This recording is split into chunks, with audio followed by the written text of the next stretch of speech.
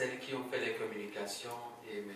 Maoul aussi vont répondre aux interventions qui viennent d'être faites ou aux questions qui ont été posées. Et je ne voudrais pas me substituer aux organisateurs, mais je tiens vraiment à remercier Sophia et Madame Benwakrim ainsi que Maoulé pour les communications qui viennent d'être faites. Cela nous permet d'avoir un éventail un peu plus large. Parce que la réconciliation, le processus dans lequel nous nous sommes engagés est très complexe. Parfois, nous avons l'impression d'avoir déjà des solutions à appliquer dans l'immédiat, ce qui n'est pas le cas. Lorsque nous avons été mis en place, nous avons cherché pendant longtemps la manière dont nous devions exécuter notre mandat. Pendant longtemps, on a mis près de 6 mois pour faire d'abord nos choix opérationnels et bâtir une stratégie. J'imagine que le gouvernement doit être en train de se demander également comment il peut mettre en œuvre toutes ces recommandations que la CBJR lui a remis. Et il nous appartient à nous tous de faciliter un peu la tâche.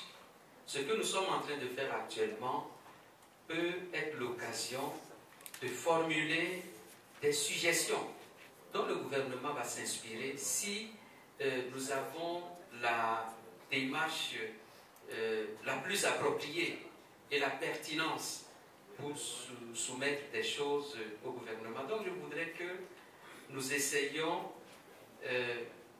d'aller dans ce sens-là, c'est-à-dire de faire des propositions. J'imagine, c'est pas seulement que j'imagine, mais je suis certain que même s'ils avaient la meilleure volonté, ils devraient être très embarrassés par rapport à ce qu'il faut faire. Parce que tout à l'heure, à travers la présentation de Mme Benwakrim, nous avons vu comment toutes les institutions ont été mobilisées. Comment est-ce qu'on peut le savoir si on n'a pas le partage d'une expérience, d'une commission qui a déjà eu à mettre en œuvre toute cette démarche-là? Donc mon intervention n'était pas en réalité pour recadrer les choses comme je l'ai fait ce matin. C'est surtout pour vous inviter tous à vous inscrire dans cette dynamique-là. Il faudrait que nous présentions quelque chose de comment le dire, de pratique, de très pratique. Dire par exemple, pour la société civile, après avoir réfléchi aux mécanismes, aux divers mécanismes qui peuvent être mis en place, considère que le gouvernement pourrait faire ceci, cela. Ça donne une occasion au gouvernement aussi d'avoir des choses pratiques. Et là, si vous avez déjà formulé tant de choses qui sont claires, qui sont réalistes, vous pouvez maintenant voir si oui ou non il y a une exécution qui vient, s'il y a une prise en compte qui vient.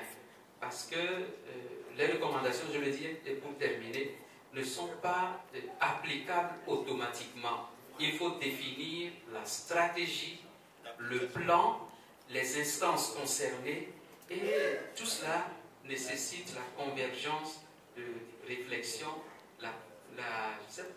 la formulation de propositions et une grande ouverture également pour pouvoir discuter. Je remercie donc encore une fois celles qui sont venues nous ouvrir cet horizon et je vous confie encore une fois cette responsabilité de formuler des choses réalistes, pratiques, qui puissent être confiées